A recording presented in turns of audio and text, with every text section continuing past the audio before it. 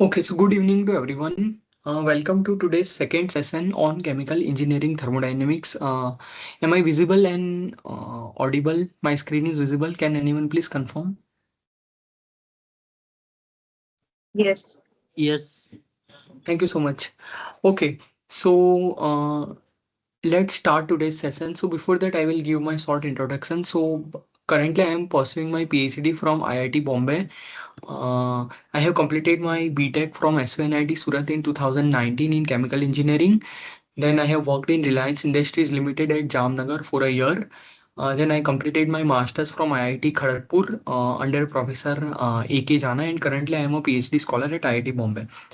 So today's session we will be moving forward. So before moving ahead, let's quickly revise what we studied in week one. So week one was more on basics of thermodynamics, what is system, what is surrounding, various type of system, closed system, open system, isolated system, homogeneous systems, heterogeneous systems. Then we also studied Gibbs phase rule that says that degree of freedom depends on number of components, number of phases. Then we studied intensive properties, extensive properties, then reversible processes, irreversible processes. Then we studied Joule's experiment, from which we came across the first law of thermodynamics. That is the this is the mathematical statement of first law of thermodynamics for a closed system, that is du is equal to del q plus del w. Here sign convention is that del q heat added to the system is positive and del w work done on the system or work added to the system is kept positive. So this is the first law of thermodynamics. We derived it for closed system, isolated system, as well as for open system we derived it. Then we move to some basic terminology, heat capacity at constant volume and constant pressure, that is CV and CP. Then we moved ahead to second law of thermodynamics, very important law, that says that ds is del q divided by T. S is entropy, and based on entropy we can say that a process is feasible or not. So if ds is equal to 0, the process is reversible and it is feasible in both the directions. If ds is greater than 0, it is positive, means it is irreversible and it is feasible only in forward direction. And if ds is less than 0, then process is not feasible.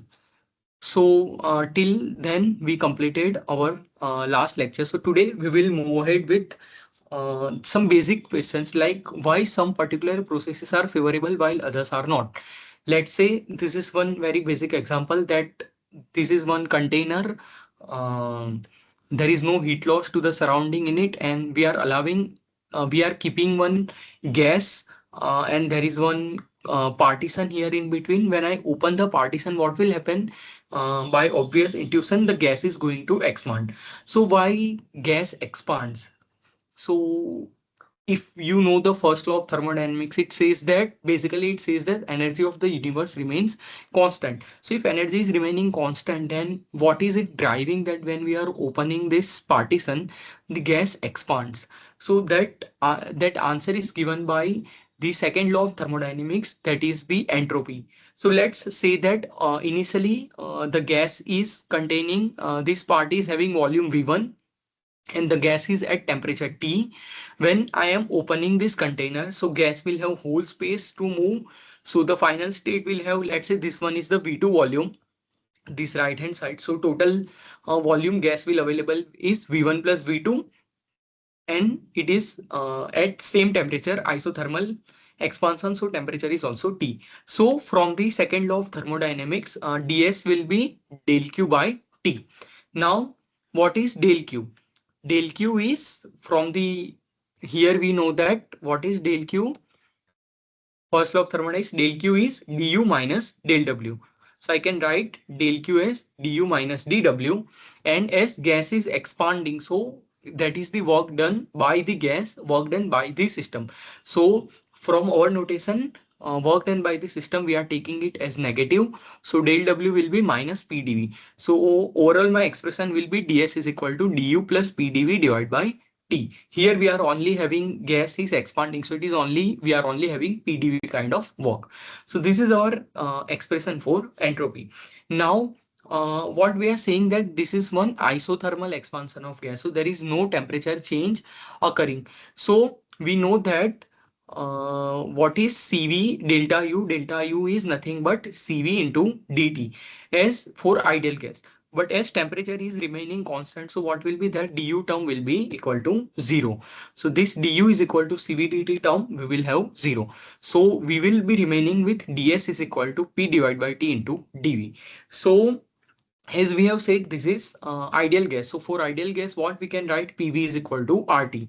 So P by T, we can replace it with R by V. And limits will be initially volume was V1 with entropy S1, and when gas is expanding, so volume will be V1 plus V2 with entropy S2. So this entropy change it can be given by delta S is equal to R into ln V1 plus V2 by V1. So what does first law of thermodynamics say? ds should be greater than 0 for the process should be if it's feasible in one direction. So is this term greater than 0 or not? So R is our universal gas constant, that is always positive. Now this bracket term, if we see that, so V1 plus V2 is in numerator and V1 is in denominator. So obviously V1 plus V2 will always be greater than V1. So this term is positive, and ln of any positive number is also ln of something greater than 1 is always positive. So this term is positive, R is positive. So overall what we can say, delta S is greater than 0. So this says that expansion is favorable. So when we keep ideal gas with some partition and we remove partition, gas expands, and that is explained by the second law of thermodynamics where the entropy of the system increases. Okay, so let's take the one another example. So where we have two equal blocks, let's say we are having two copper blocks with us. So you have studied heat transfer. So what happens in heat transfer? Very fundamental law. Heat transfers from higher temperature to lower temperature. And if we want to transfer heat from lower to higher temperature, according to second law of thermodynamics, we need to provide some kind of work to the system. So here we are connecting two copper blocks. One is having some temperature TH and another is having some temperature TC. Where TH is higher temperature, TC is lower temperature. So TH is always greater than TC. So what is going to happen? Heat is going to flow from higher temperature to lower temperature. And at one point we will achieve steady state. So in last lecture we studied the difference between equilibrium and steady state. So so what will happen? Let's say we are going to get at some location the temperature is T after heat transfer after steady state. So let's say what is QH? Heat loss by the this higher temperature block, what should it be? mcp delta T. So m into cp, what is delta T? Final temperature minus initial temperature. So for hot block, what is final temperature? Final temperature is some T and initial temperature is TH. So QH is equal to mcp T minus TH. Here heat is lost from the hot this left side hot block. So that's why we are adding minus QH here because heat is removed from the system. For QC, heat is gained by the system. So it will be having at some end temperature T and final temperature TC. So QC is mcp T minus TC and it will be positive because it is gained by the system. So if we write that minus QH is equal to QC, so we get that TH minus T is equal to T minus TC. So we say that some temperature, intermediate temperature should be average of TH and TC. So it should be TH plus TC by 2. So how can we explain that this higher to lower temperature is going to occur and we are going to get something like this? So again we can write entropy equation for entropy lost by hot block and gained by cold block. So what I can write, dsh is equal to mcp. My initial temperature is TH, final temperature is TC, T. So integration should be from TH to T, or I have written from T to TH. So I have added one negative sign. So both are same. So I get ds from of hot system is mcp ln T by TH. And for cold system, I get similarly, I am going from TC to T. So mcp ln T by TC. So what is the total entropy of this system when we are comprising it? So it should be this hot plus cold. So it should be mcp ln T by TH plus mcp ln t by tc. So in addition, when we are doing addition in ln a plus ln b, it is ln ab. So based on that, we get mcp t square divided by th into tc. So what is t? T is nothing but th plus tc by 2. So it is th plus tc whole square, th plus tc by 2. So th plus tc whole square divided by 4 th tc. So this is what we are gaining. What this is what the entropy change is that. So now how can we say that if this delta S is positive or not? So this mass is always going to be positive. Heat capacity is always going to be positive. So we are only concerned about this ln term.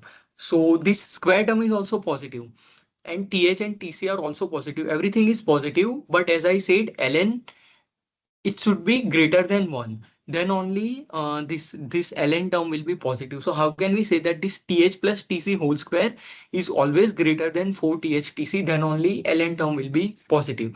So that we can see from here that our th is always greater than tc. That is very obvious. Hot temperature is always greater than cold temperature.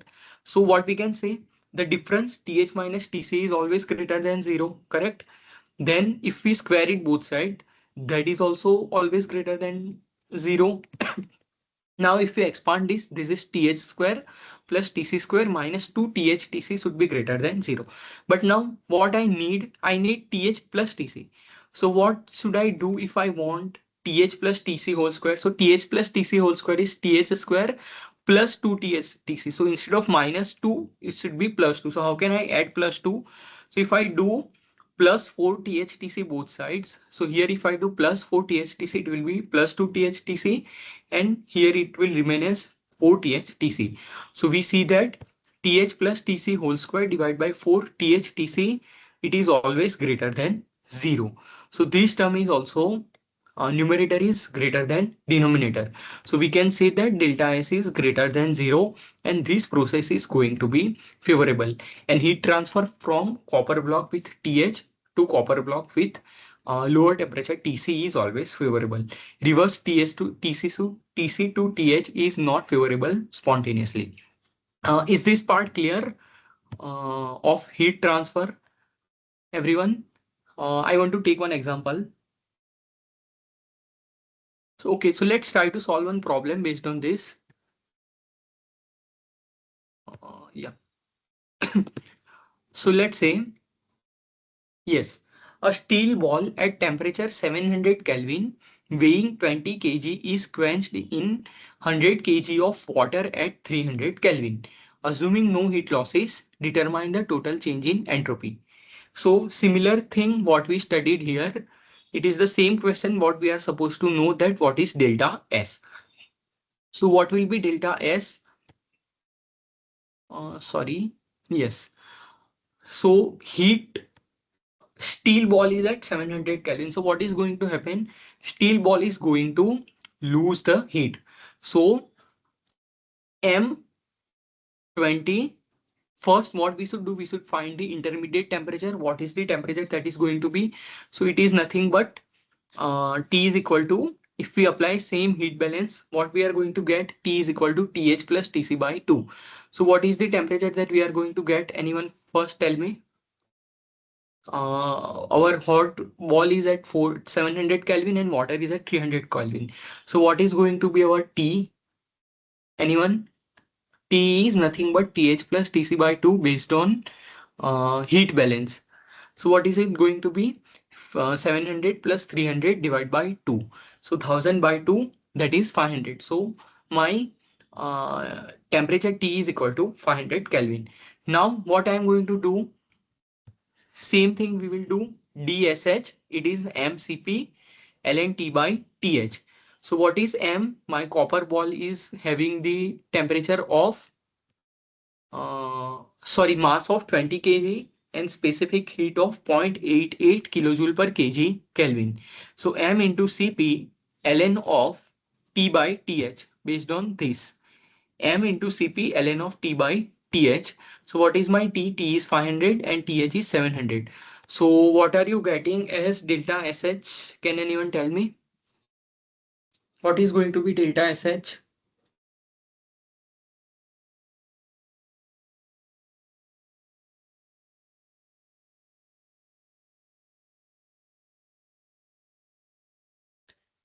It is nothing but m into Cp ln T by Th. What did you get? Can anyone tell me? It is normal calculation.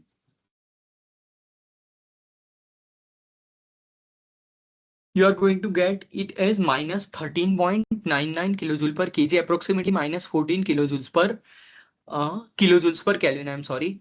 So this DSH is coming out to be minus 13.99 kilojoules per kg. Similarly for cold system, what is it going to be? Our water is of 100 kg, so M is 100, Cp is 4.18 into ln T by Tc. So ln T temperature is 500, intermediate temperature divided by Tc. So we need to do 100 into 4.18 into ln of 500 divided by 300 based on this formula. So what are we going to get here? Is anyone calculating?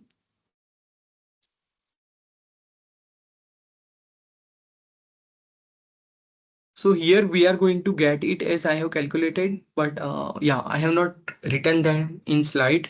I left it for you. So for cold system, it is going to be based on that based on this calculation 100, sorry, 100 into Cp was 4.18 into ln of 500 by 300, it is going to be 21.93. So what will be total delta S? Delta S will be equal to delta S1 plus delta S2. So if we add these two terms, minus 13.99 plus 21.93, so we get our answer as 7.94 kilojoules per Kelvin.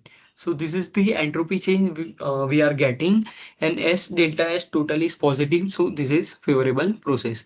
This is based on what we this is based on what we studied for one feasible process. Okay. Any doubts? Anyone? Okay.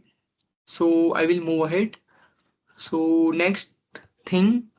Okay. So one more example to check if the process is feasible or not. So that we can study by using mixing of two ideal gases. So let's say I want to mix two ideal gases. First ideal gas, we are having N1 moles of that ideal gas having temperature T and some volume V1, and the other ideal gas with N2 moles and having temperature T and volume V2. So when we are going to mix it, what is it going to happen? Total moles will be N1 plus N2, temperature is going to be same, isothermal process, and volume will be V1 plus V2. Okay. So what is going to be ds? ds is nothing but del q by t, and del q is from our previous slide du plus pdv by t. Now, as we are saying, it is one isothermal process. Isothermal process, it means that temperature is not going to change. So du is nothing but cv into dt. As we are assuming ideal gas, so du is nothing but cv dt. So temperature is remaining constant, so our du will be is equal to 0. So we are only left with this term P by T dV. So P by T, ideal gas, PV is equal to RT. So P by T is nothing but R by V. So for gas 1, what is going to be change in entropy? So it will be initial entropy S1 and final entropy, let's say it is getting some S. So S1 to S ds, that is nothing but equal to integration of P by T dV. P by T is R by V. Let's say N1 into R by V. N1 R by V dV. Initial volume is V1, final volume is V1 plus V2. Let's say we are calling it V. So my entropy change for gas 1 will be N1 into R ln V by V1. Similarly, what is it going to be gas 2? Initial entropy S2, final S. So delta S2 is nothing but same P by T dV. P by T is R by V. So N2 R by V dV V2 to V. So this integration leads us to N2 R ln V by V2. So what is total entropy change when we are mixing it? It is nothing but addition of delta S1 and delta S2. So it is nothing but N1 R ln V by V1 plus N2 R ln V by V2. Okay. Now what is V by V1 and V by V2? So for that, let's write down equation V1 from ideal gas equation, P V1 is equal to N1 RT. So V1 is N1 RT by P. V2 is N2 RT by P. And similarly, what is total volume? V, it is nothing but N1 plus N2 R by N1 plus N2 RT by P. So what is V by V1? V by V1 is nothing but, let's not go for V by V1. If we do V1 by V, it is nothing but moles of gas 1 divided by moles of gas 1 plus moles of gas 2. So what does it give? It gives molar fraction of gas 1. So that is X1. Similarly, V2 by V is molar fraction of gas 2, X2. So if we put here X1, if we put here X2, so what expression we have? We have delta S is equal to minus R by minus, because we have V by V1. So V by V1 is minus X1. It is 1 upon X1. So 1 upon X1, ln 1 upon X1 is minus ln X1. So we have delta S is equal to minus R N1 ln X1 plus N2 ln X2. Correct? Now, if we want to divide it by total moles by N on both the sides, so we get delta S mixing per mole is equal to minus R. If we divide here by both side N, N and N, so N1 by N is X1, N2 by N is X2. So we get entropy when we are mixing two gases, we get it as minus R summation of Xi ln Xi. So can anyone tell me if this term is going to be positive or negative? Minus R summation Xi ln Xi. Is minus R summation Xi ln Xi is going to be positive or not? So see, Xi is always going to be positive, correct? So ln Xi positive but less than 1. So ln 1 is 0, and anything less than, let's say I'm getting ln, going to calculate ln 0.5. So it is going to be negative. So this term ln Xi is going to be negative. Xi is positive and R is always positive. So this ln Xi is negative and this is minus R. So negative negative becomes positive. So delta S is always going to be, delta S of mixing is always going to be positive. So we say that mixing of two ideal gases is always favorable. So how we can see 0 less than Xi less than 1. So ln Xi will be always less than, it should be 0 here. Sorry, it should be ln Xi should be less than 0 here. Here also 0, here also 0, and here greater than 0. It should be like that. I'm sorry for that. It should be 0 here because it is negative, not less than 1. Okay, so delta S mixing we get greater than 0. So this question is generally asked in your GATE examination by giving that you are given two mole fractions of gases and you want to mix them. And what is the entropy change when we are mixing the two gases? Okay, so is this clear for everyone? Uh, if yes, we can solve one problem based on this delta S mixing, that is nothing but minus R summation Xi ln Xi. Okay, so this is the problem. Let's try to solve it. Assuming that air is a mixture of 21% oxygen and 79% nitrogen by volume at room temperature and atmospheric pressure. So we are supposed to calculate the entropy change of mixing. Okay, so what is x1 is 0.21, x2 is 0.79. So we just need to use this formula, x1 ln x1 plus x of O2 ln x of O2 plus x of N2 ln x of N2 into minus R. So we have 21% O2, 79% N2. So what we need to do, 0.21 into ln 0.21 plus 0.79 into ln 0.79. Whatever summation we are getting, we will multiply it with negative of R value, universal gas constant, that is 8.314. So can anyone calculate and tell me what are you getting? I have told everything what you are supposed to do. x1 ln x1 plus x2 ln x2 into negative of R.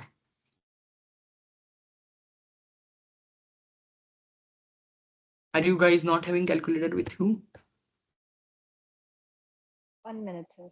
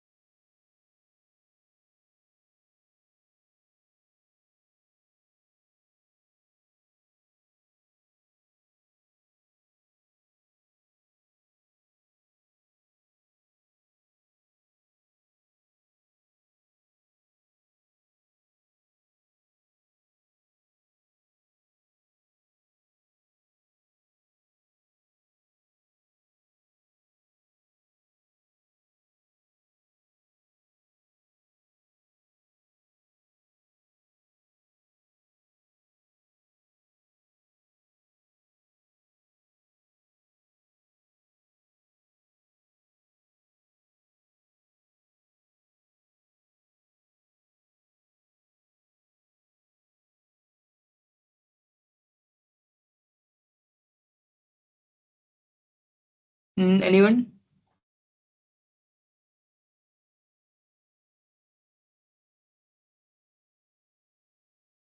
4.265. Yes, exactly. 4.27 kilojoules per Kelvin entropy change you are getting. These questions are generally asked in GATE, so you just need to remember one thing that when we are mixing to ideal gas, that process is always feasible and delta S mixing is going to be always greater than zero. Here it's my mistake. It should be here 0, 0, 0, 0. I will correct it. But yeah, so delta S mixing is minus R summation xi ln xi. So one thing you should note that this concentration should be in volume percent or mole percent, what you want to say. It should not be in mass percent. If it is in mass fraction, that you need to convert mass fraction into mole fraction. Okay, if it's given in mass fraction, but here it is by default by volume, meaning it is in mole percent. Okay, so just remember that part. Okay, so this is what we first studied, that why some processes happen spontaneously and why some processes don't happen spontaneously, by three example. One was when we are when we are keeping one gas, we are uh, removing the, what is this called? Yeah, this we are removing and gas is expanding automatically. So why it expands automatically? Because its delta S mixing is delta S expansion is always greater than zero. Similarly, when we are connecting two blocks, these questions are also asked in GATE for this entropy change total of hot part and cold part, and this third mixing of ideal gases. Okay, so now let's move ahead with combined law of first and second law of thermodynamics. So what does first law of thermodynamics say? Mathematical formulation of first law of thermodynamics. It states that du is equal to del q plus del w. Okay, so one thing I want to again clarify, this del meaning, why do we write here q and w in del symbol? Can anyone tell me? Because q and w are path functions, not state functions.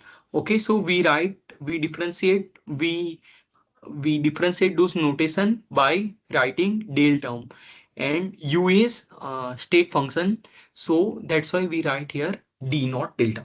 Okay, so this first law is saying that du is equal to del q plus del w, and this can be applied for a closed system, and if it is reversible or irreversible, it doesn't matter. Why? What does second law of thermodynamics say? ds is equal to del q by t. So what if we replace del q, what is del q? Then del q is TDS. So what if we replace del q is equal to TDS here, and let's say we have work done, work is only of PDV, PV kind of work, and work is done by the system. So del W will be minus PdV. So what will be my combined law of first and combined first and second law of thermodynamics? It will be equal to du is equal to TDS minus PdV. This is very important equation. From here we are going to start very long story. So this equation, this is called combined law of combined first and second law of thermodynamics. Okay, so when can this be applied? This can be only applied when we are having PdV kind of work, volume change work is only there, and it is only applicable for closed system in equilibrium. Okay, so we noted that du is equal to TdS minus PdV. So what can I write for entropy? So I can write that ds is equal to du by t plus p by t dv. So from here, what can we say? So we say that entropy is function of differential of u and v. So entropy is nothing but entropy is function of internal energy and volume. So for any process feasible, ds should always be greater than equal to 0. So ds is a constant u and v, and energy should always reduce. So what we say that this is little bit math part that you need to remember, that these already we applied it. Entropy of a composite system is additive over the constituent subsystems. So entropy change we can edit, S is equal to S1 plus S2, that addition we can do, and it is homogeneous first order uh, function of extensive variables. So these U, V, N1, N2, those are extensive variables. So if you have studied this in math, but let's just do it just for sake of doing. So if I multiplied internal energy, volume, n1, n2, everything by lambda, so what happens?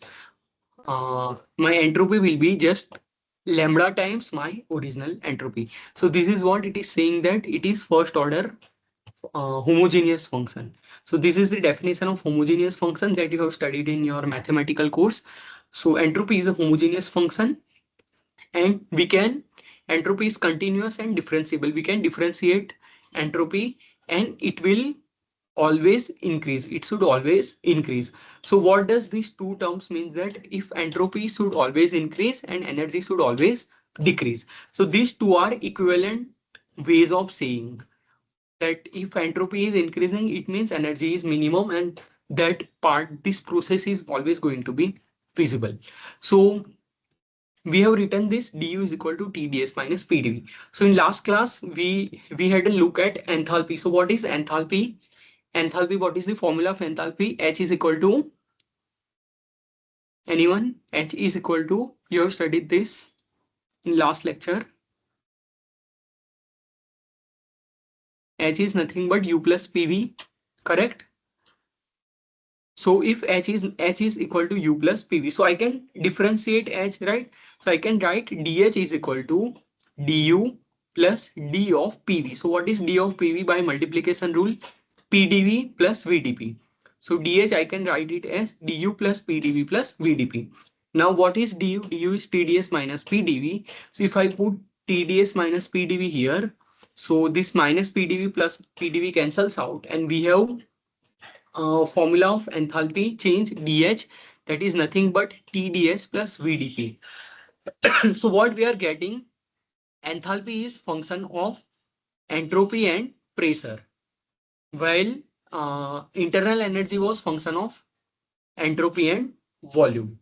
Okay, so that's why when we are dealing with delta U, we say CV dt. And when we are dealing with delta H, we say Cp dt, because it is at some pressure, and here du is at some volume. Okay, so enthalpy is also one kind of energy. So and enthalpy should increase. Consequently, ds should enthalpy energy should decrease, and entropy should increase. So these two terms should satisfy. Okay. So does anyone know what other kind of free energies we know or you have studied? Gibbs free energy, then Helmholtz free energy. You have studied that, right? So those energy terms, we can derive it in so many. There are so many ways to derive those formulas. One is Lagrange um, method. So that is also easy, but here we are not going with that. So we are looking at very simple. We are very simple mathematical reconstruction. From there, we can derive the expression for Helmholtz free energy and Gibbs free energy, and those two are very very very important terms. So okay, so let's say okay, I want to mention one more thing here. So this entropy, it is function, sorry, not entropy, this internal energy is function of S and V. So that is one kind of energy. Energy is function of S and V, and this enthalpy H is function of S and P. So can anyone tell me that, let's say I am having this water bottle with me. So by, okay, how do I measure temperature of this water? Can anyone tell me? It is very simple. What do? You can insert one thermometer in it and it will give you what is the temperature. Okay. Can anyone tell me how can I measure entropy? Is there anything, entropy meter or something, is there available in practically by which we can measure entropy of the system directly? We cannot do it, right? You can, let's say if I am going to say that let's measure the pressure of this system, I can do it easily because for pressure measurement instruments are available.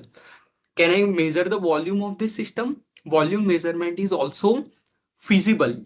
You can do it. Temperature measurement is something you can do it. But what we have got, internal energy is function of S and V. So can I measure S like some instruments? I cannot measure S. Can I measure enthalpy? It is function of S and P. So can I measure entropy by inserting some something, some meter? No, we cannot do it. So what should we have? we can measure temperature, we can measure pressure, we can measure volume. So what should we have? We should have some functions of energy. Those are dependent of pressure, temperature, or those are dependent of volume, temperature. Am I making any sense? Are you getting my point, what I am trying to say? If we think industrially, entropy, we cannot measure it by some meter. So we need some functions, some energy functions that does not contain this entropy term. Okay. So let's say, so for that, let's try to derive it. So ds, from the first law of thermodynamics, ds is nothing but ds is greater than equal to del q by t. So my tds will be del q. Now combined law of, now from first law of thermodynamics, del q is nothing but du plus pdv, correct? Now what I am doing, I am keeping this right hand side as it is, du plus pdv. But now what I am doing, I want to write d of ts. Instead of TDS, I want to write D of TS. So what is D of TS? By mathematical rule, it is TDS plus SDT, right? So TDS is already there, but SDT is not there. So I am adding something, so I need to delete something. So I am doing minus SDT, correct? So what can I write from here? D of U minus TS. So this is DU and this is DTS. So I can combine these two terms. So I can write D of U minus TS is less than equal to minus PdV, if it goes this side, minus SDT.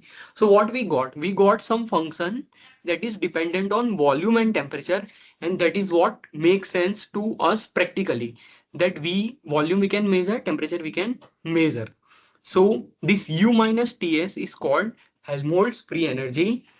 So the formula of that is dA is equal to, or we can just say A is equal to U minus U minus Ts. That is the formula of Helmholtz free energy. So A is function of volume and temperature. And what we are getting, dA should be less than equal to 0. This is always going to be less than 0. Energy is, it is energy term, and we know that entropy should maximize, energy should minimize. So this dA at constant volume and temperature should be less than equal to 0. Okay, so we achieved one condition from which we can say that if process is spontaneous or not by we can calculating Helmholtz free energy at constant volume and temperature. That makes sense to us practically. Okay, now what if we have here pressure instead of volume? It is, pressure is even easier to measure than volume. So let's try to do it again. So we have formula of second law of thermodynamics. ds is greater than equal to del q divided by t. So tds is greater than equal to, what is del q? Del q is du plus pdv. So what did I do last time? Here I added differential of Ts. So what is differential of Ts? TdS plus SDT. So here SDT term is not there, so I removed SDT term. Okay. But what we are additionally doing here, we are also having one PdV term. So what I am doing, I am writing differential of PV. So what is differential of PV? PdV plus VdP. But here there is no VdP term here, so I am doing minus VdP. So now I have differential of U plus PV and minus TS. So U plus PV minus TS is less than equal to VdP minus SdT. So here what we obtained? We obtained some function, some energy function that depends on pressure and temperature. So that is the most industrially practical example where we deal with pressure and temperature and easy to measure. Okay. So this U plus PV minus TS is called Gibbs free energy. So we can write G as U plus PV minus TS. So what is U plus PV? Enthalpy, right? We write it here, H is equal to U plus PV. So my G is nothing but H minus TS, or I can write it as, what was my Helmholtz free energy? U minus TS, right? So I can write this is U minus TS term I also have. So I can write G is equal to A plus PV. So this Gibbs free energy is very, very, very important for studying phase and reaction equilibria, where we are dealing with when we have to control our pressure and temperature. Okay, so is this clear to everyone why we are going from why do we need Helmholtz free energy and Gibbs free energy when we are already having internal energy and enthalpy?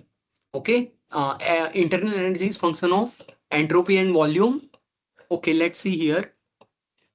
So internal energy du is having function of entropy and volume. It should be less than equal to zero. If this is the term, then the process is spontaneous. It will occur by its own.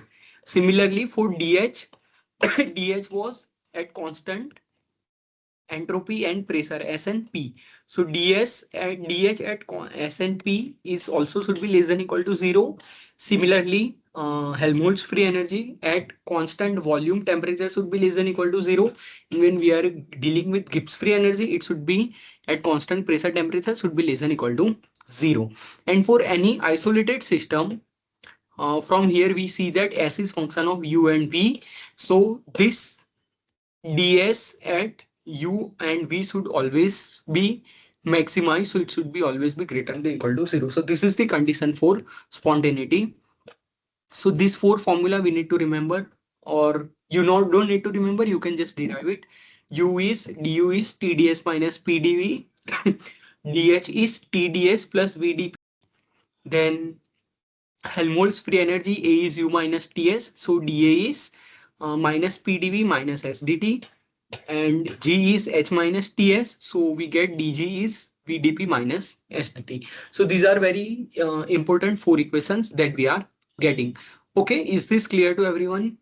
Why we are going from internal energy and enthalpy to Gibbs free energy and Helmholtz free energy?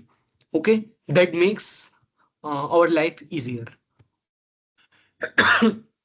Okay, so let's take very small this table. Can anyone tell me what can be the answer of this? We just had a look on this part. So what can be the criteria of spontaneity when we are dealing with constant entropy and volume? Anyone? At constant S and V, what should be my condition for spontaneity?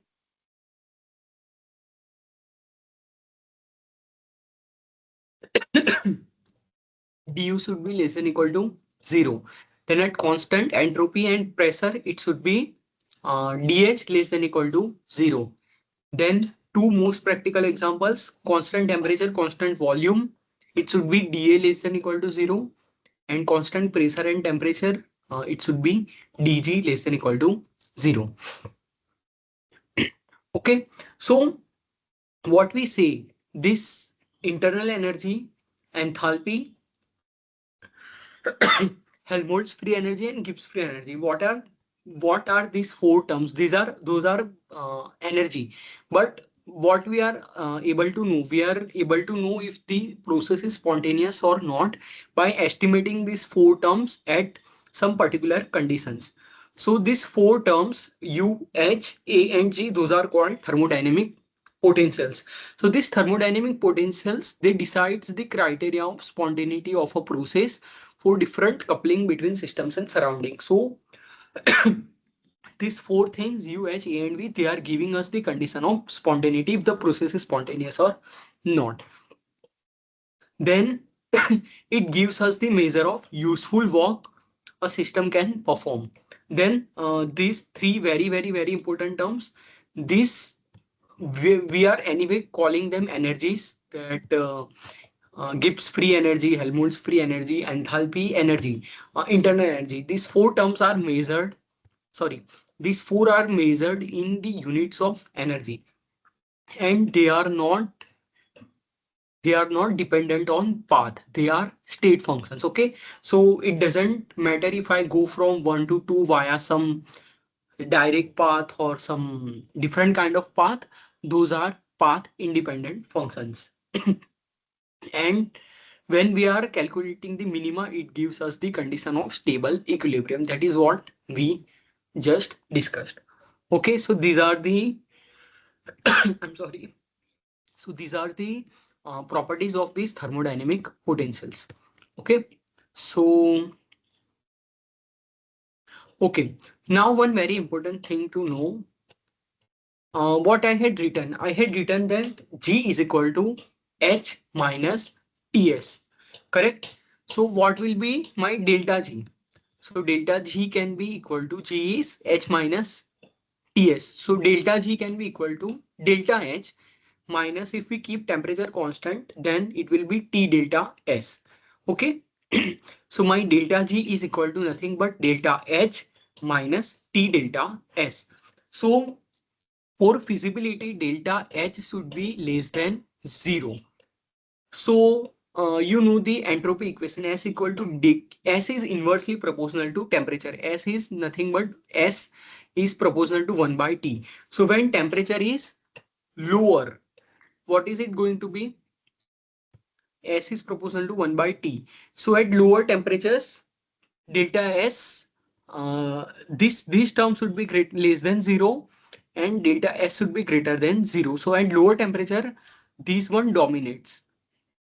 And higher temperature meaning lower entropy. So at higher temperature, S is proportional to 1 by T. So at higher temperature, delta S dominates. There was one very nice analogy given by ma'am. So let's say you are sitting in a library and there is no one in the library. And if let's say you are sneezing it, so let's say there are only one or two people, so it is going to make a huge sound and it is going to create a huge effect when there are very little amount of people. But let's say you are going in a mall in between some 200 people, and if you are going to sneeze it, is it going to affect anyone? No, it is not going to affect anyone. So when temperature is low means, this is just analogy, temperature is lower, it is going to give a very huge effects. When temperature is less, it is going to no, I spoke reverse. Temperature is less, it is going to give very huge effect, and when temperature is more, it is going to give very lower effect. Okay, so let's take one example. So this is gas phase reaction, ammonia plus hydrochloric acid giving us NH4Cl. Okay, this you have studied in your 11th, 12th chemistry.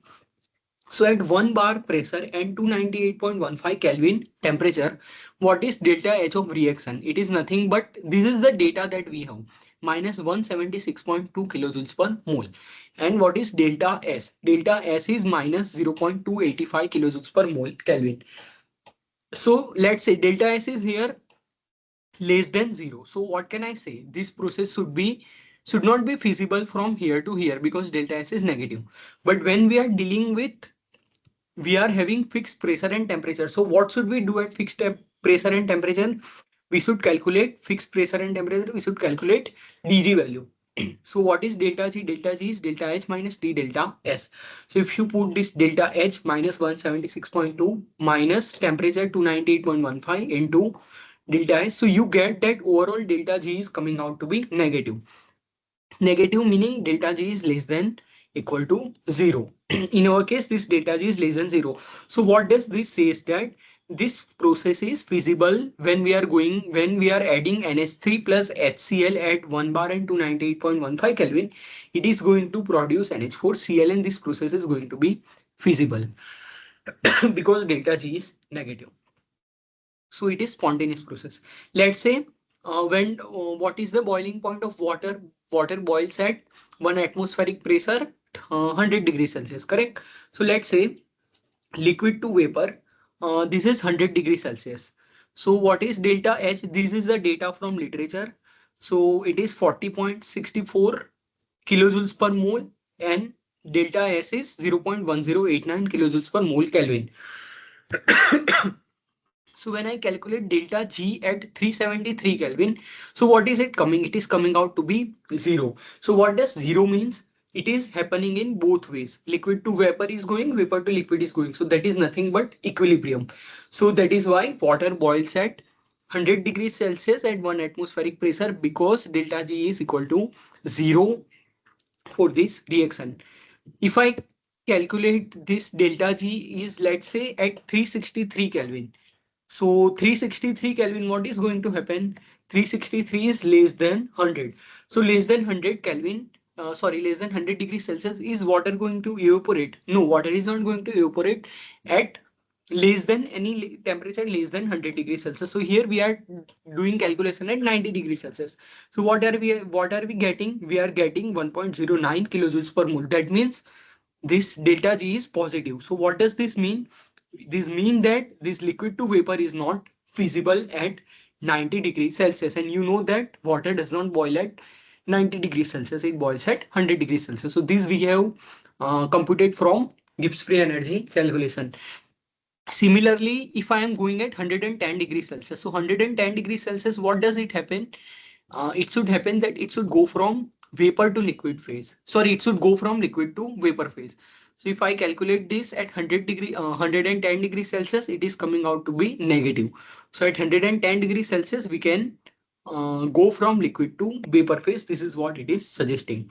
So that's why you know this is something that we are knowing that water boils at 100 degrees Celsius, and we are calculating it based on Gibbs free energy, and we are saying that if that is possible or not. So this is something easy to understand. But let's say I don't know any process, I don't have any idea what is going to happen with some other process. I don't know this thing. So if I calculate Gibbs free energy of transfer, I can easily say that if the reaction is feasible from here to here, if it is zero, then it is both ways. It is in equilibrium, liquid to vapor, vapor to liquid. And if it is less than zero, then this process is feasible. Okay, so that's why you know delta G calculation is very, very important. So let's say I'm having one example. It is not moving. Sorry. Okay, so molar Gibbs free energy of formation of water liquid at 298.15 Kelvin and 1 bar pressure from hydrogen and oxygen both at same temperature and pressure. That means that H2 is also 298.15 Kelvin 1 bar and O2 is also at 298.15 Kelvin and 1 bar. So what we are doing, we are basically doing H2 plus half of O2 giving H2O. So for that reaction, the Gibbs free energy trans change is minus 237.1 kilojoules per mole. So it is negative. So what does the negative value means that H2 plus O2 gives H2O. This reaction is possible at 298.15 Kelvin and 1 bar. So what we are asked. So value is negative. So H2 plus half O2 giving H2O, it is negative. So let's say I want to go from H2O to H2 plus O2. So what do I need to do? I need to provide this much amount of energy. Then I can go for the reverse reaction, correct? If I want to, if I want to boil water at 90 degrees Celsius, then I need to provide more amount of this 1.09 kilojoules per mole heat. Then only it can go from here to here. Okay. So similarly, we are asked, what does this mean? So can anyone tell me what is the correct answer for that? That value is negative for this reaction. So what does this mean? 237.1 kilojoules of per mole of energy can be obtained by decomposing 1 mole of water into its substituents at 1 bar and 298.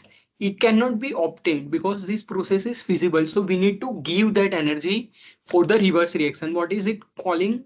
Decomposing into its constituent, meaning we need to go from now H2O to H2 plus O2, and Gibbs free energy is negative. So it means we need to give that much amount of energy to go reverse. So correct answer will be this, that 237.1 kilojoule per mole of energy is required to decompose 1 mole of water into its constituents at 1 bar pressure and 298.15 Kelvin. Okay, these calculations you have done, you will be doing, and you should know the importance of this particular calculation. Okay, I hope this is clear to everyone. So till now what we have done, we have looked at PDV kind of work, only PV, pressure volume work. But let's say there are some additional works available. I will tell you some examples. I have written them down. Uh, other than PV work, sorry. Yes, compressor and expander, those are PV kind of work. Then for cell, so we need to give some electric potential. So charge displaces from one place to another. So this E into dq, that can be one no, one kind of non-PV work. This example that we took here, H2 plus O2. So that electronic, what is it called? Electrochemical reaction. Then surface tension into strain, those kinds of works are non-PV work that we will not be dealing in our chemical engineering thermodynamics. So, what was our condition of spontaneity? Du should be du at constant SV should be less than equal to 0. So when we are dealing with other than PV work, so we just need to add this dW of some non-PV work. We just need to add this, and you can have this condition of spontaneity in all terms. Du plus dW of non-PV should be less than equal to 0. Similarly, dH at constant entropy and pressure, dH plus dW of non-PV should be less than equal to 0. Helmholtz free energy, constant temperature, volume. So if we have non-PV work, so dA plus that work done on the system non-PV work should be less than equal to 0, and similarly TP. You can derive this expression, but those are not important for our application, so we will not deal with it. You should just know that there are various works other than PV work, and with them also this condition of spontaneity applies. Okay. Now, very important thing in always your gate examination point of view also, your course point of view also. So this Maxwell relation. So let's first understand what is mathematical formulation. Then we will see why Maxwell relation is useful for us. Okay. So let's say P is some function that is dependent on x and y. So what can I write as exact differential? dp is equal to del p del x dx, when this del symbol meaning it I am doing partial derivative. So I cannot do del p by del x. I can only do del p dp dx when I am keeping my one variable constant. So del p del x at constant y dx plus del p del y at constant x dy. Okay, so I can write this dp as m dx plus n dy. And for Maxwell relation homogeneous functions, what does it follow? It follows that del m by del y at constant x is equal to del m by del y at constant x is equal to, here it should be del n by del x is at constant y. I'm sorry for this. I don't think I can edit it right now. It should be n here. No, I cannot edit it. It should be n here. Del n by del x at constant y. So that nothing but m is my this term. This is my m. So what is del m by del y? Del m by del y. So it is del square del by del y of del p del x. So it is del square p by del x del y. And what is del n by del x? So del n is this. N is this. So del n by del x, del x of this. So it is nothing but del square p by del x del y. So for Maxwell relation, this condition should be satisfied. Okay, so all these thermodynamic potentials, they are homogeneous functions and they follow the Maxwell relation. So our first equation is du is equal to TdS minus PdV. So what can I write from this Maxwell relation? That my del u by del s, let's say I'm doing this equation differentiating by s. So at constant volume meaning this term is equal to dV is equal to 0. So what should I get? Del u by del s at constant volume is equal to T. Similarly, del u by del V at constant entropy I should get minus P. And what can I write from Maxwell relation? Del T del V at constant entropy is equal to minus del P del S constant volume. Is this clear to everyone? Can anyone confirm? This is really important. You are asked this question in gate that you will just be given these numbers. This this equality final values. So you just need to identify this. I don't remember all these terms. I prefer to derive this by writing these equations. So you can choose what is convenient for you. So can anyone tell me what can I write for dH? What is Maxwell relation for dH? The first term is del H by del S. If I differentiate this equation with respect to ds at constant pressure, so this term is going to be 0.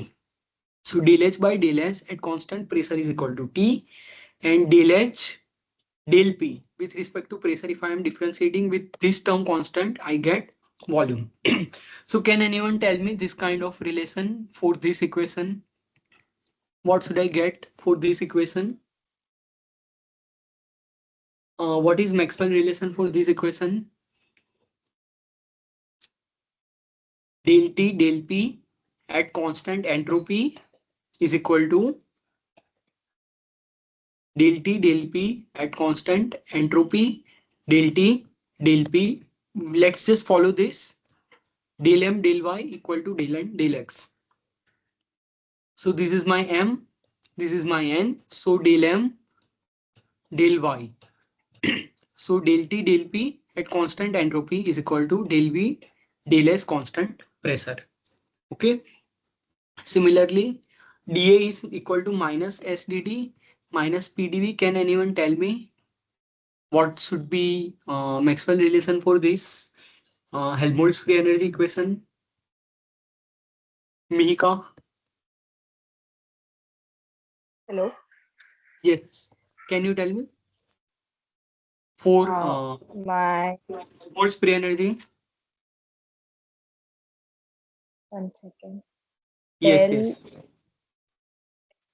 on del V will be constant at del T, which will be equal to del P upon del T at constant S. At Constant constant V, V. sorry. At constant V. Yes. So Sorry. del S, del V at constant T. Here it's both are negative. So if I keep negative sign both, it is going to be cancelled out. So del S, del V at constant temperature is equal to del P del T at constant volume. And what is entropy?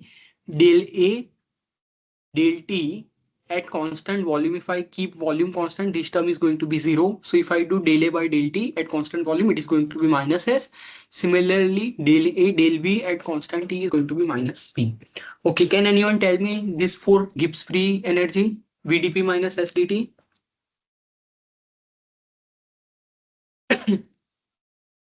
Henning, you want to try? DG is VdP minus SdT. So what should be Maxwell relation? So total Maxwell relation na? Yes, yes, yes. Del V by del T at a constant pressure is equals to minus del S by del P at constant temperature. Very good. Okay. And what I can write? Del G and this volume and entropy. How can I calculate del G by del P? If I differentiate this equation with respect to pressure at constant temperature, so I will be only remaining with volume. And similarly, if I differentiate this equation with temperature, with keeping pressure constant, it is minus S. Okay, so you must be thinking that who is this person who made our life very difficult? Why do I need all these equations? Is this making any sense to any one of you? That we are just doing math, but what is importance of this Maxwell relation? Can anyone tell me? You must have studied it like this only, that these are the equations and you should remember it. But why should we remember it, or why should we do it? Okay, so okay, so let's particularly if I come to this entropy term. So can I measure entropy? I cannot measure entropy, but I can calculate this del A del T at constant volume. When I'm measuring this quantity, it is giving me entropy. So by using Maxwell relation, what we are doing, we are relating non-measurable quantities with measurable quantities. I cannot measure this, but I can do this calculation and I can measure this. Okay. Let's say I cannot measure entropy change with respect to volume. but I can measure pressure with temperature. Okay, pressure with temperature measurement is practical. It is easy, right? You all agree with me. So if I measure del P del T at constant volume, it is nothing equivalent to measuring del S by del V. So that is why these Maxwell relations are very important, because those relates all non-measurable quantities with measurable quantities. So if anyone asks you why are you doing all these nonsense things, so you should say that this is the important of converting non-measurables into measurables. Okay, so there is one small things. These are small two equations that you must have studied. So one is called volume expansivity. What is volume expansivity? It is nothing but beta. It is equal to volume expansion. So volume is changing somehow. So del V by del T, volume expansion with temperature. So del V by del T at constant pressure divided by V. This term is called volume expansivity. And isothermal compressibility. So compression comes with pressure terms. So it is del V del P. Name itself says isothermal. So with temperature and into minus 1 by V. Can anyone tell me why there is one minus sign here? By intuition? Volume is always going to be positive. So is del V del P going to be positive or negative? What happens if you just know ideal gas law? What is PV is equal to RT? So P, and it is isothermal process, right? So PV is equal to constant. So what is happening? P is equal to constant by V. So P and V are inversely proportional, right? So if I am increasing P, volume is going to reduce. So this term is going to be del V del P is going to be negative. So that's why we have negative sign here in the equation, that K is minus 1 by V del P, because V and P are inversely proportional while V and T are directly proportional, right? If we see ideal gas, PV is equal to RT. So V and T are directly proportional. That's why there is no negative sign here. Okay, so these two terms we need to remember. So let's take one small question based on this. It is this one. Yeah. Okay, so we are saying that molar volume of an organic liquid at 300 Kelvin and 1 bar is 0.1 meter cube per kilomole. So we are giving volume. We are given volume. V is equal to, let's see if I can write down here. Um, yeah. So this is V is equal to 0.1. I'm not writing units. V is nothing but V is 0.1. Okay. And beta, we are given beta is equal to 1.25 into 10 raised to minus 3 Kelvin inverse. Okay, so what we are supposed to calculate the change in entropy if pressure is increased to 20 bar at constant temperature. Okay, so just a minute.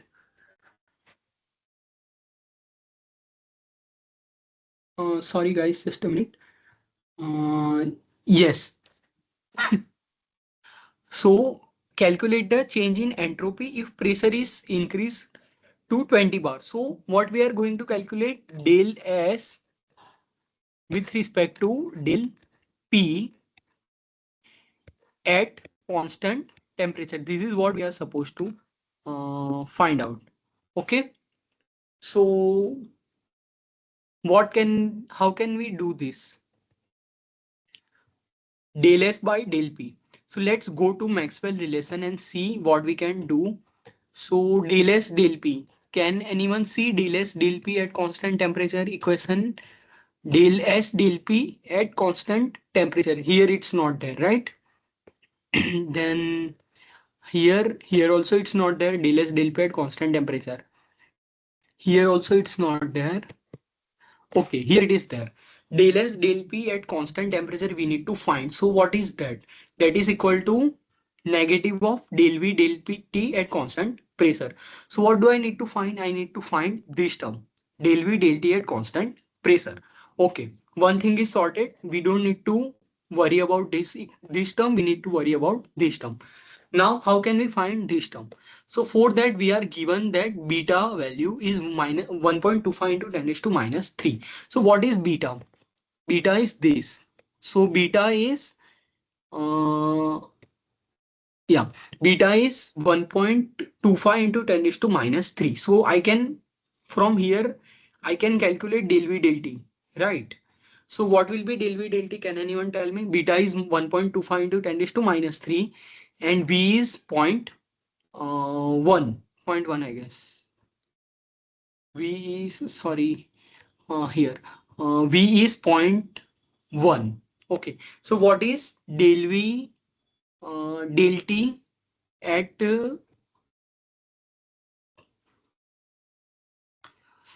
sorry, where does it go? Yeah, here. So we have beta is 1.25 into 10 is to minus 3 and volume is zero point 0.1. So what is going to be del V del T at constant pressure? Can anyone tell me? 1.25 to 10 is to minus 3 is beta and V is zero point 0.1. So what is it going to be? It is very easy, guys. Please tell me. It is this multiplication. What are you going to get? What are you going to get? 1.25 into 10 raised to minus 3 into zero point 0.1. So it is going to be 1.25 into 10 raised to minus 4. Correct? Everyone correct? Okay, next time onwards I will write down the solution also. But today let's just deal it with this. So this term del S del P is 1.25 into 10 raised to minus 4. Now I need to know the change in entropy only. So my entropy change ds will be equal to 1.25 into 10 raised to minus 4 into delta p. If this is 1 point, okay, let me write down here. Sorry.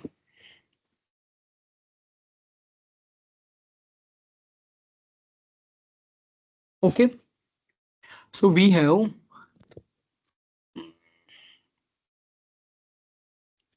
del v del t at constant pressure. What we got? 1.25 into 10 raised to minus 3. This was given to us beta value into, this was the formula 1 upon V. This is equal to beta. So we need to multiply it with V zero point 0.1. So we get 1.25 into 10 raised to minus 4. This is nothing but del S by del P at constant temperature. But I need to find delta S. So what is going to be delta S? Delta is going to be 1.25 into 10 raised to minus 4 into delta P. Okay. So what is delta P? Delta P is initial pressure was 1 bar and if the pressure is increased to 20 bar, so my pressure change is 19 bar. Okay.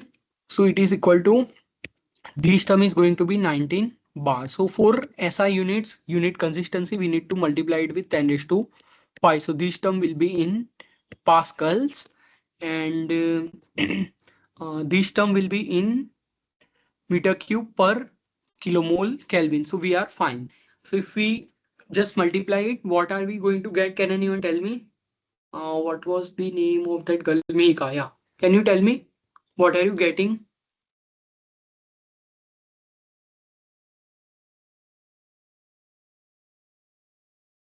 Uh, it was negative sign here also. I'm sorry for that. Not here, sorry. Question again. Here, yeah. Sorry, what are you saying? Can you show the question again? Yes, yes.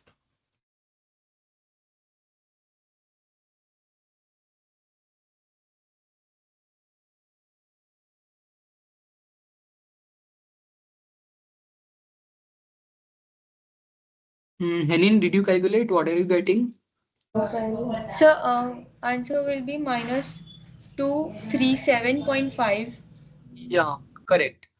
So it is just, you can see that application of Maxwell relation. We don't need to calculate really this term, but from uh, Maxwell relation, this del S del P is nothing but this del V del T, and entropy, that is something we cannot measure by using some entropy meter that doesn't exist. But without doing all those things by using Maxwell relation, we can measure the change in entropy by this. Okay. So I hope this is clear to everyone. Now, the next part, this is going to be a little bit boring, but let's go through it. Okay. So let's say I want to calculate the isochoric change in entropy with pressure. What is isochoric word mean? Isochoric meaning pressure, isochoric meaning volume is going to be constant. So what is entropy change at with pressure at constant volume? So I am doing del S by del P at constant volume. So from Maxwell relation, what is del S by del P at constant volume? So if we see from here, are we getting del S by del P at constant volume? Yes. If I reverse it, del S by del P at constant volume, it is nothing but del V by del T at constant entropy.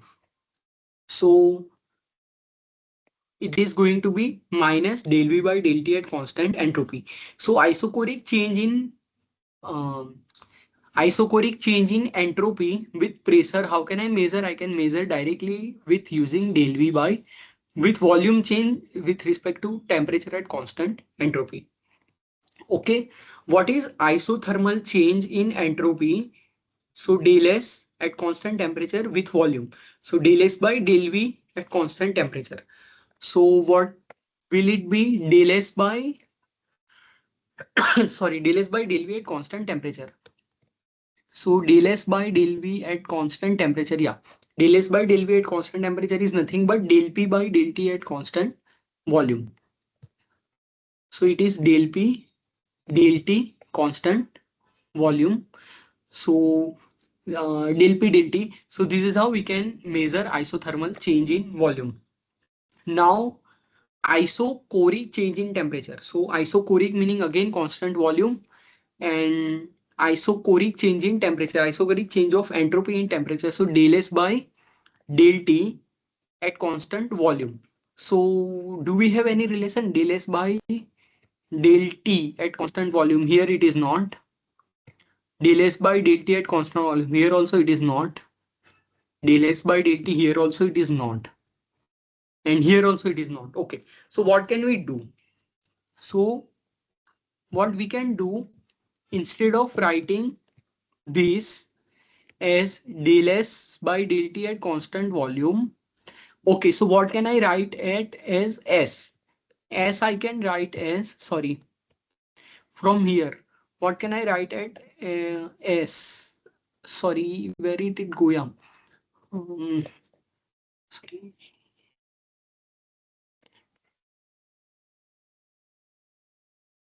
Yes. So del S by del T, how can I write del S by del T? I can write it del U by del T divided by del U by del S. If I write it like this, du cancel, mathematically you think du cancels out and it says that del S by del T. Okay. So when we are dealing with constant volume, we should not we should not include enthalpy term in the picture. We should include internal energy term, because you have seen that U is function of S comma V. So del S by del T at constant volume we are writing in terms of internal energy, that is del U by del T at constant volume divided by del U by del S at constant volume. Okay, so what is del U by del T at constant volume? That is nothing but CV. Correct? From the last lecture, CV is du dt, or you know that delta U is equal to CV dt. So this simplifies that this is CV term. And from Maxwell relation, what is del U del S at constant volume? So del U del S at constant volume is nothing but temperature. Okay, so we converted this complex term del S by del T at constant volume to CV by T. Similarly, I want to measure this with respect to constant pressure. So isobaric thing I need to measure. So same thing I will do, del H by del T at constant pressure divided by del H by del S at constant pressure. So del H by del T at constant pressure is nothing but Cp. You have seen this, and del H by del S at constant pressure. If we see this Maxwell relation, you get this del H by del S at constant pressure is nothing but temperature. Okay, so please, I have one request, write down these two expression, because these two we are going to use for next 20-30 minutes. These two expressions, del S by del T at constant volume is nothing but CV by T, and del S by del T at constant pressure is nothing but Cp divided by T. Okay, so let's move ahead. I hope you have written it because we are going to use it. Okay, so let's say S is function of volume comma because we want to convert everything in terms of constant pressure temperature or constant volume temperature. So let's say I'm writing entropy as a function of volume and temperature. So what can I write from this thing? If P is equal to function of x comma y, so dP is del P del x dx plus del P del y dy. So what can I write down? Similarly, S is equal to S of V comma T. So I can write down that ds is equal to del S by del T dt at constant volume plus del S by del V dV at constant temperature. Am I right? Okay. So what is this term? Del S by del T at constant volume? Anyone? I just told you to write down what is this term. Del S by del T at constant volume. That is nothing but del S by del T at constant volume is nothing but CV divided by T dt. Okay.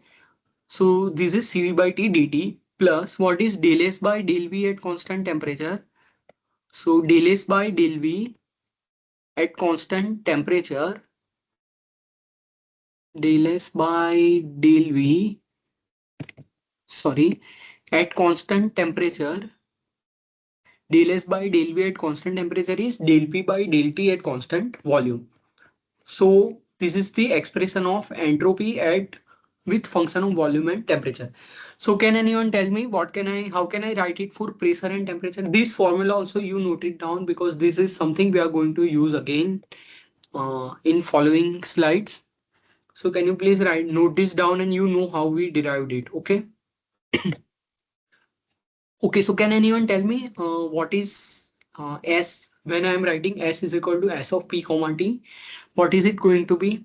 This first step ds is equal to del S by del T dt at constant pressure plus del S by del P dP at constant temperature. Okay. So what is del S by del T at constant pressure? Uh, Mihika, can you tell me what is del S by del T at constant pressure? We just wrote that down. But, is it ds is equal to cp upon t into dt Cp upon plus T. Yes, Cp upon T dt. This term is going to be Cp upon T. And what is it going to be del S by del P at constant temperature? What is your name? Harshit. Can you tell me what is this term del S by del P at constant temperature from Maxwell relation? Um, Minus of del U by del T at constant pressure. Sorry, minus of Del V by del T at constant pressure. minus of del V by del T at constant pressure. Del S by del P at constant temperature. If you see here, so it is del V by del T at constant pressure. Okay. So these are two equations, very important. Please note this down. So this we will be using ahead. Okay, similarly, uh, what is internal energy as function of temperature and volume? So you know that du is equal to TdS minus PdV from first law of thermodynamics, from combined first and second law of thermodynamics, right? So what is it going to be TdS? TdS is nothing but at constant temperature and volume, this ds if I multiply it with t, so it is going to be cv dt plus t del p del t at constant volume dv, because I am measuring u at constant temperature volume. So corresponding temperature volume entropy term will be tds is equal to cv dt. So I can replace tds as cv dt plus T into del P del T, T into del P del T at constant volume into dV, and minus P dV term is already there. So minus P. So this dV term we are keeping common and I can get this. Okay.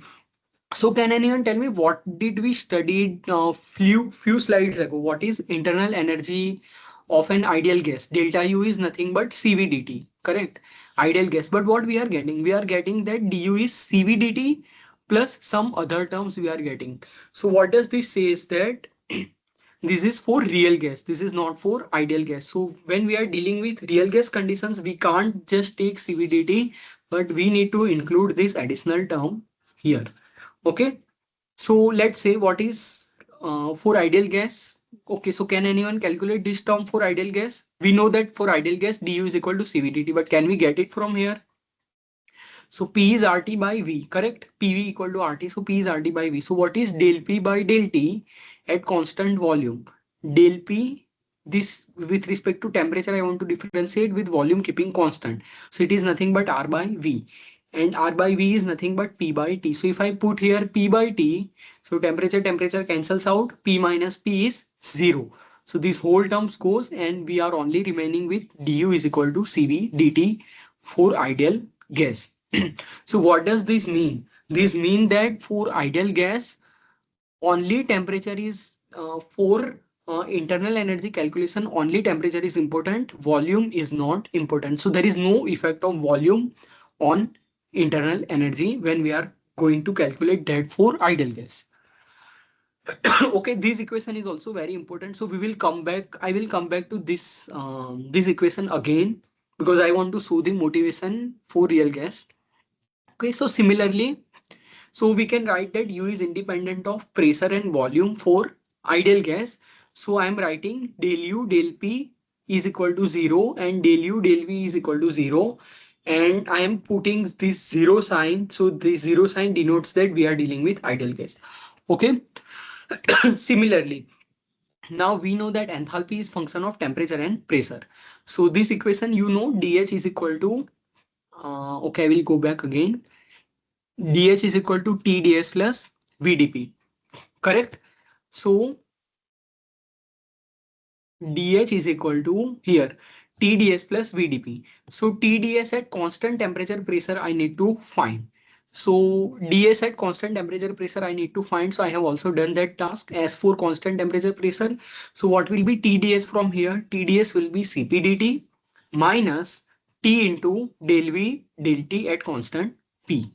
So that is what I replaced, Cp dt plus Cp dt minus T del V del T at constant pressure into dp, and this vdp term was already there, so plus v, and this dp comes common. Okay, so this equation also you must write down. So what is going to be for ideal gas? Ideal gas, we know that pv is equal to rt.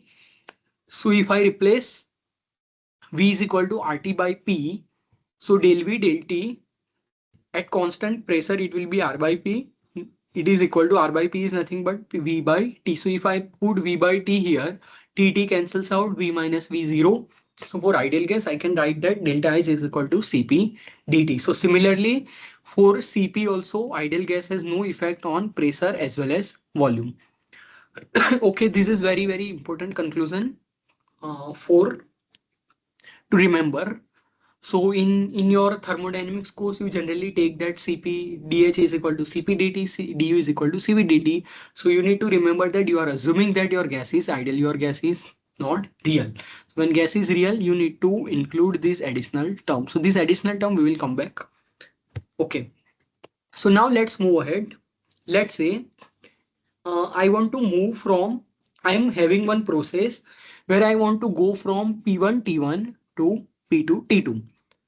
So let's say this is my initial point, black line, P1 T1 and P2 T2. So how can I go from P1 T1 to P2 T2? So there is one way that I can go from P1 T1 to P1 T2 and then P1 T2 to P2 T2. Correct. So first I am following pressure, I am remaining constant. So isobaric path first I am following and I am increasing temperature, and then I am following temperature keeping constant, I am increasing pressure. So I am following isothermal path. So this is one path that we can follow. What is the other path that we can do? We can first, here we increase the temperature first. So what we can do? We can first increase the pressure. So P1 T1, I can go to first P2 T1. I can first increase the pressure and then I can increase the temperature from T1 to T2. Okay, so for path 1, how does enthalpy change with temperature? So I can write that del H by del T for path 1 here. Pressure is constant. So del H by del T at constant pressure P is equal to P1 dt plus, here what I am changing? I am changing pressure. So del H by del P at by keeping temperature constant dP. Okay. Similarly, what can I write down for path 2? I am keeping temperature constant. So del H by, sorry, del H by del P at constant temperature plus for this pressure is constant. So del H and temperature is changing. So I can write del H by del T at constant pressure P is equal to P2. Okay. So for both the cases, what do you know? Del H del T is nothing but Cp for ideal gas. One thing to remember, del H del T is equal to Cp. No, del H del T is always, del H del T is nothing but Cp. Here also del H del T is nothing but Cp. So how can we calculate one thing? Okay. Second thing, how can we calculate this variation of enthalpy with pressure in both the cases? If it's not ideal gas, then this term is not going to be zero. But let's say it is real gas. So how can I calculate this term? Del H by del T, del P at constant temperature. And one more thing, if you know any thermodynamic tables, okay, I will show you. I don't know if you have ever go through this or not. So if you see these thermodynamic tables, where is Smith? Yeah, this one. Sorry. Yeah, this one. Okay. So if you see any thermodynamics book, you find this data book. At the end, if you go, you see this, yes. So see how these CP values are changing. So CP by R we can write in terms of A, B, C, D. These are basically fitted with experiments, and you can calculate these A, B, C, D values. So you can see that for temperatures there are no limits. It is still 1500 Kelvin. So temperature you can go from any value, but what is the issue? It is only for ideal gas conditions. So when does gas behaves ideally? Gas behaves ideally at very low pressures. Okay, so can you really calculate this? Can you really calculate these terms accurately when your gas is real? Let's say I'm calling it CP. So can I really calculate CP term? I cannot do it because practically, if you have seen this table now, you know that you don't have this. Sorry, you don't have that. How to? Yeah. Okay. Very good.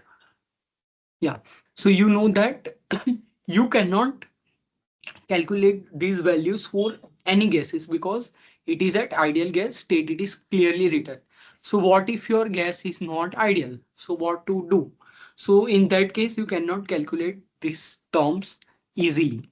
So घूम फिर के हम we are at one place that all things we did is for ideal gas, but in reality nothing is ideal. So how to deal with real gases? So what should I do? I told you that gases behaves ideally at very low pressure. Okay, so what will I do? Instead of following from this one path or this second path, what I will do, from P1 T1 I will go to zero pressure. So from P1 T1 I will go to P is equal to 0 T1 pressure. So at this condition I have ideal gas. Now what I will do, I will go from P is equal to 0 T1 to P is equal to 0 T2. So this condition is also ideal gas condition.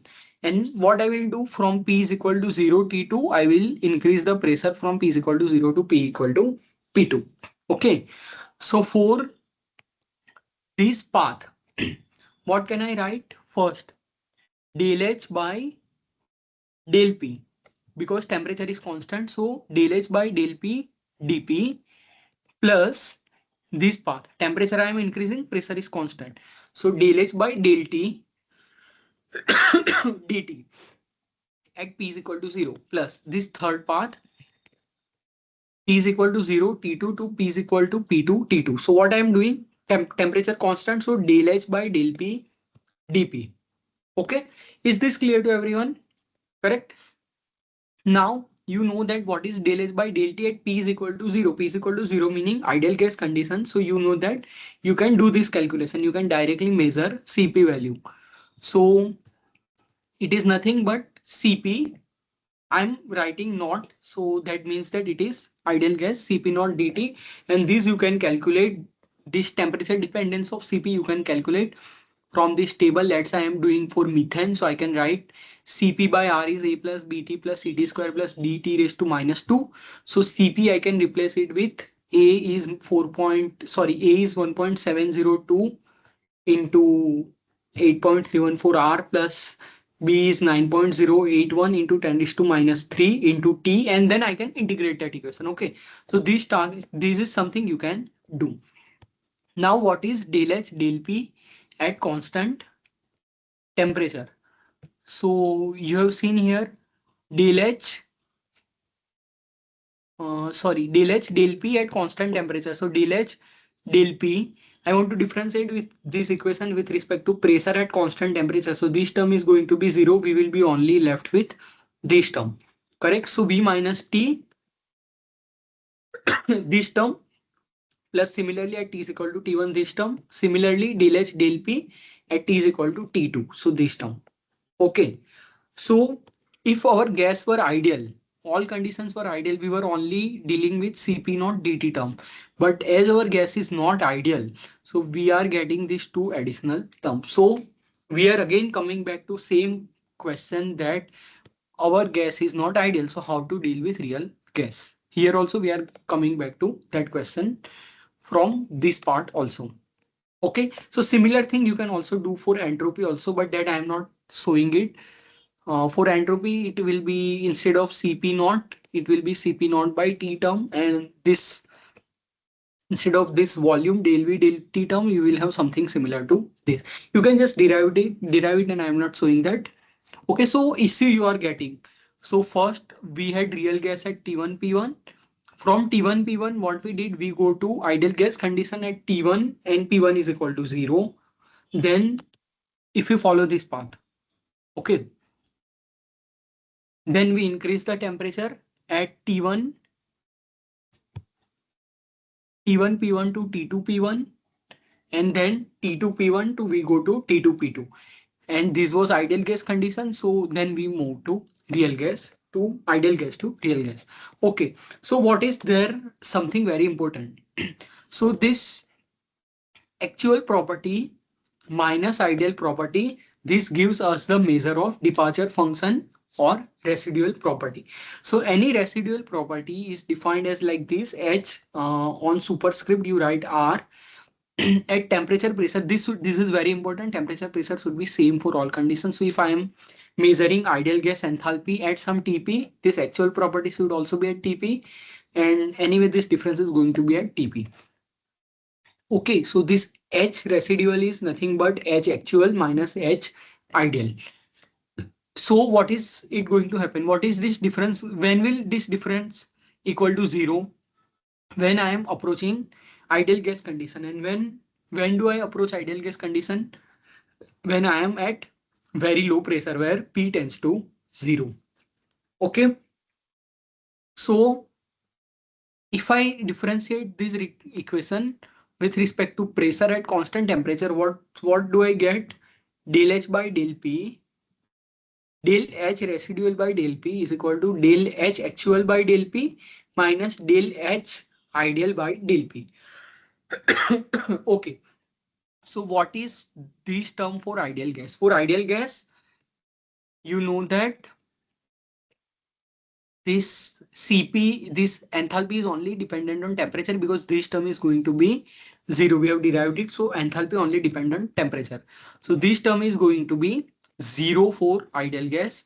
So residual function with temperature is nothing but del H by del P at constant temperature. And this we have seen, it is nothing but V minus T. Similar thing, V minus T del V del T at constant pressure. So again, we are at the same point that our gas is not ideal. So how to deal with real gas? Because everything we are finding so many ways from going from ideal to real, but anyway we have to real to ideal, but anyway we have to deal with reality, real gases. So how to do it? Similarly for entropy also you can derive. So entropy, it is coming out to be something like this. Volume is very important. Residual volume it is nothing but V residual is V actual minus V ideal. So V actual is V, and what is V ideal? Ideal gas volume is RT divided by P. So if you common out RT divided by P, it is PV by RT minus 1, and this is Z compressibility factor. So you know how residual property is important, because you don't need to really know the behavior of everything, but if you know for volume part, if you only know the compressibility factor Z, you can calculate departure function, and from departure function you can calculate actual volume. Correct? So that's why departure function are really important. But these departure properties or residual properties are only valid for liquids and gases. But those are mainly advantageous for gases, not even for liquids, because for liquids this actual minus ideal term. So this difference is very high for liquid phases. So we generally don't deal with liquid phases when we are using departure function. We only deal with vapor phases. Okay, so this is all about departure function. Okay, so let's go for very this simple thing. So what is Cp by Cp minus Cv? Can anyone tell me for ideal gas what is Cp minus Cv? You know it from your 10th, 12th. Harshit, can you tell me what is Cp minus Cv for ideal gas? Mihika, Henin, can anyone tell me what is Cp minus Cv? It's Sir, equal to R. Yes, Cp minus Cv is equal to R. But you know here for this past 1.5 hour, you are knowing that we are dealing with non-ideal gases. So what will it be for non-ideal gases? Okay. So let's see. So these two equations you have written it down. This TdS equation at constant volume and TdS equation at constant pressure. So what will we get here? From here we will get Cv, and from here we will get Cp. So I'm just rewriting those equations here. So that's why I told you to write those equations earlier in your notebooks. So this is first equation when we derived s as function of v comma t, and this is second equation when we derived s as function of p comma t. So if I subtract this equation from this equation, so what I will get, this term will cancel out. So I will get Cp minus Cv into dt is equal to Cp minus Cv into dt. Yes, Cp minus this is 0. So Cp minus Cv is equal to this T into del T at constant volume dV plus T into del V del T at constant pressure dP. Am I making any sense? Everyone, please just respond to me so I can move ahead. So what can I write? dt is this term. Okay, this is simply what I can write down. Okay, so what will be my Cp minus? Okay, so you know this thing that when I am writing p is equal to function of x comma y, so I can write dp is equal to del p del x dx plus del p del y dy. So similar thing we are also getting here. If you see, T is function of volume and pressure. So what I can write, dt is equal to del T del V dV plus del T del B dP. Analogous terms I can write down. So what will be this del T del V at constant pressure? It will be this term, and del T del P at constant volume, it will be this term. Okay. Is this clear to everyone? How did I write from here to here? We are basically rewriting it. If t is function of p comma v, then total derivative dt will be del t del p dp plus del t del v dv. So this is similar what we are getting, dv and dp term. Okay. So this is what we can write. So from here, what is cp minus cv? So cp minus cv, if I write it from here, both will give us same expression. So let's just focus on one. So cp minus cv is equal to t del P by del T at constant volume divided by del T by del V at constant pressure. Okay, so this is my Cp by Cp minus Cv. So for any functions, this is the chain rule that you need to remember. You can derive it. So del T constant volume, then del T del V constant pressure, del V del P constant temperature. So all variables we are just differentiating with each other, and other I'm differentiating P with temperature, so volume is constant. Then temperature with volume, so pressure is constant. So if this cancels out, so we are left with del V del P del V. So it is del V, so we need to, for neutralizing, I need to do del V del P at constant temperature. So this is my chain rule. You can find it out. It is easy to derive, so you need to remember that this chain rule gives us -1. So can we apply this chain rule here? So T is remaining as it is. So this del T del V by P, it is in denominator. So can I write it del P del V del T del V at constant pressure as del V del T at constant pressure? I can write it down, yes. And del P del V del T at constant volume, how can I replace it with as -1 into 1 upon this del V del P at constant temperature. So if it go to denominator, it will be del P del V at constant temperature. And this term, if it goes to denominator, it will be del V del T at constant pressure. So it is coming out here also, and one part was already here. So it is, that's why it is becoming square. Okay, so this is very important relation. This is for real gases. That Cp minus Cv is this term. Okay, so can anyone tell me Cp minus Cv for ideal gas was R. So R is going to be positive, right? And Cp minus Cv is R, so Cp is always greater than Cv, because Cp is also considering, we need to consider PV kind of work that it is additionally doing. So Cp minus Cv will be, Cp is always greater than Cv. But Cp minus Cv is positive or negative? Can anyone tell me? Because here there is one negative sign appearing. So this negative sign is always going to be there. Temperature is always going to be positive. This is something square. So this term is also always going to be positive. Now what about this term del P del V? So what is it going to be? What happens when I increase pressure? Volume is going to be reduce. Pressure and volume, those are in inverse relation. So this term will be negative, right? This will be always negative, and this term will be always positive. So my Cp minus Cv is, Cp is always going to be greater than Cv. Okay, let's say what is going to be my, how, when can I get Cp minus Cv is equal to 0? What is something that I put 0 here so that I can get Cp minus Cv is equal to 0? Anyone? Hanin, what should we put 0 here? Is it temperature? Can we? Temperature will be 0. Yes, at 0 Kelvin. If we put here temperature is equal to 0 Kelvin, so Cp minus Cv is equal to 0. So at 0 Kelvin, for any gases, Cp will be is equal to Cv. And one more important term, that volume change with respect to temperature. When volume change with respect to temperature is very small, because, meaning, see this term, when my del V by del T is equal to 0, that with my temperature volume is not changing. So when does this happen? When I am at minimum volume or I am at maximum density. So at this condition also my Cp will equal to Cv. And for water, minimum volume, if you search the density of water at 4 degrees Celsius, so you see that, sorry,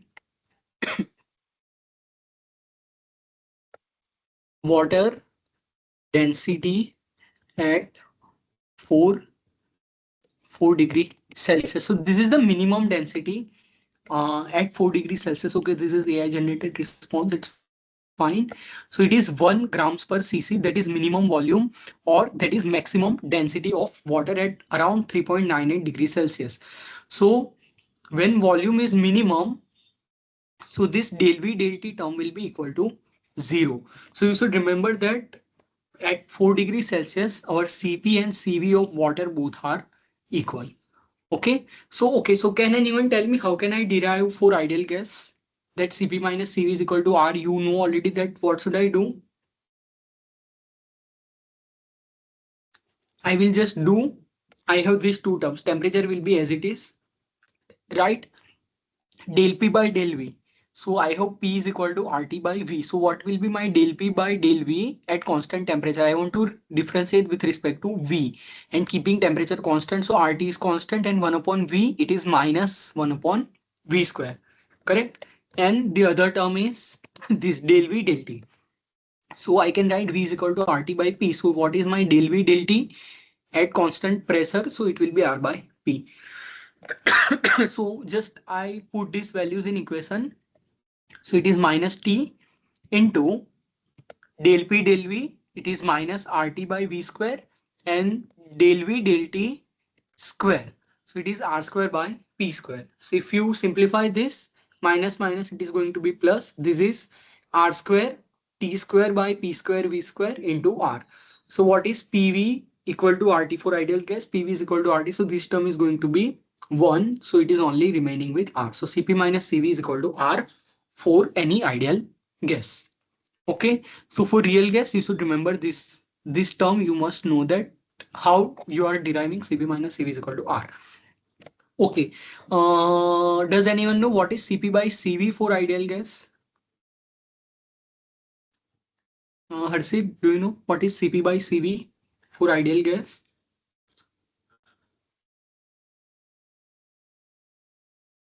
Or what is CB by CV? Okay, let's derive it. So again, we will write down these two equations. This equation and this equation, I have just rewritten them. Okay. Okay, so these two equations I am writing at constant entropy. So when I am writing this equation at constant entropy, so this ds will be equal to 0, ds will be equal to 0 because entropy is constant. So what I should get, dv cv into dt at constant entropy is equal to minus t, sorry, where did it go? Here,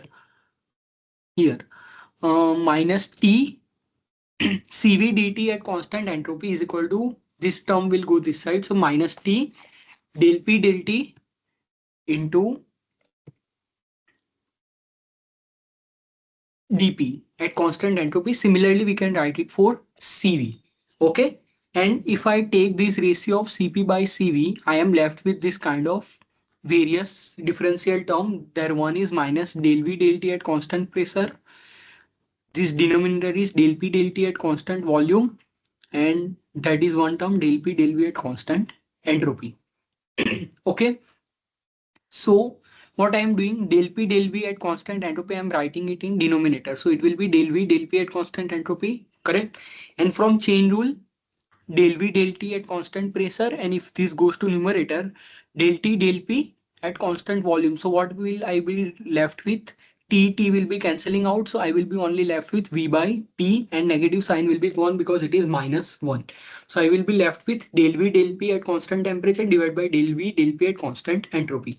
So this is isothermal compressibility. If you know 1 upon V del V del P at constant temperature, isothermal compressibility. Similarly, this is del V del P at constant entropy. So it is called adiabatic compressibility or isentropic compressibility also you can say, because entropy is constant. Okay, so Cp by Cv is this term. Okay. Now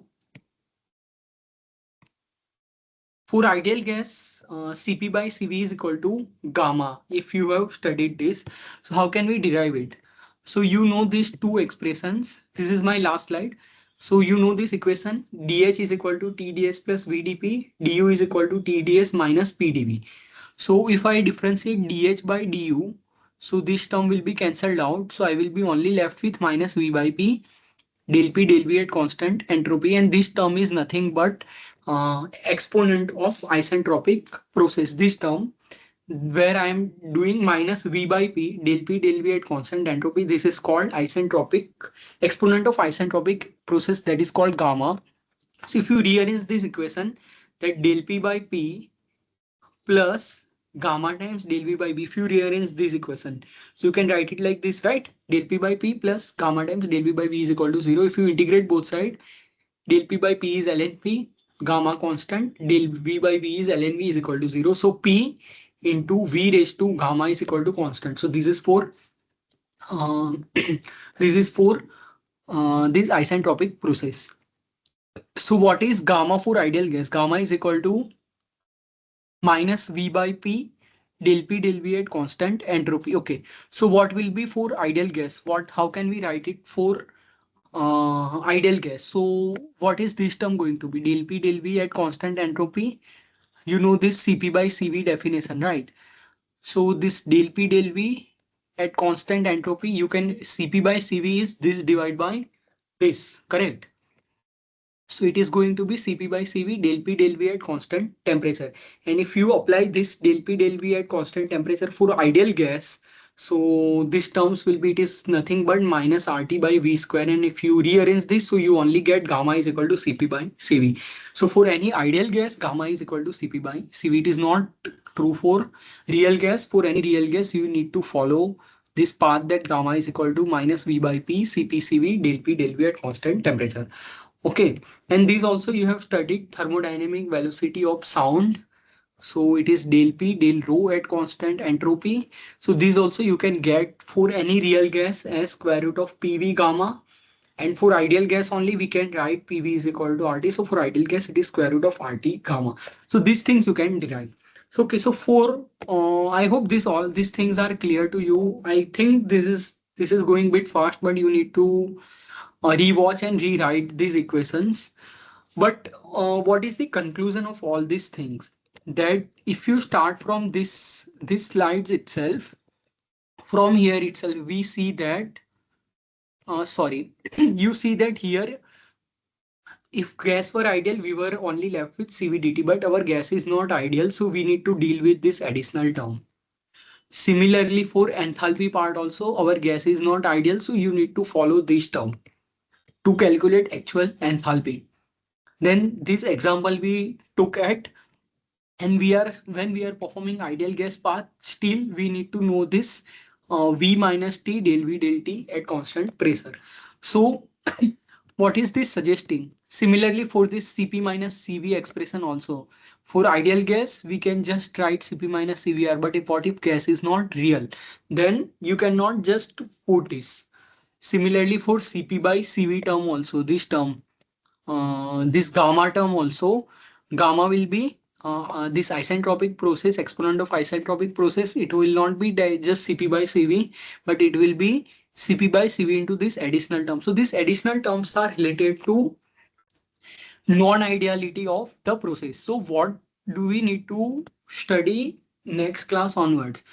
We can calculate everything. Entropy we can calculate, enthalpy we can calculate, this Cp minus Cv, Cv by Cv, everything we can calculate. But we need to now study from ideal gas to real gas. We need to move from ideal gas to real gas. So from next week onwards, we will study PVT behavior for real gases. Okay. So if we know the PVT behavior of real gas, so we can just, our life will be very simple. We just need to, if I know the, for ideal gas it is PV by RT, but for real gas it will not be PV by RT. So if we find out some expression for real gas, so we can put it here and we can just simply calculate enthalpy, internal energy and all those terms. So I guess my motivation is clear for why we need to now go from ideal gas to real gas. Okay. Anyone having any doubt? You can directly contact me, or sorry, or you can write me down here on this email ID. I will respond to anyone's query.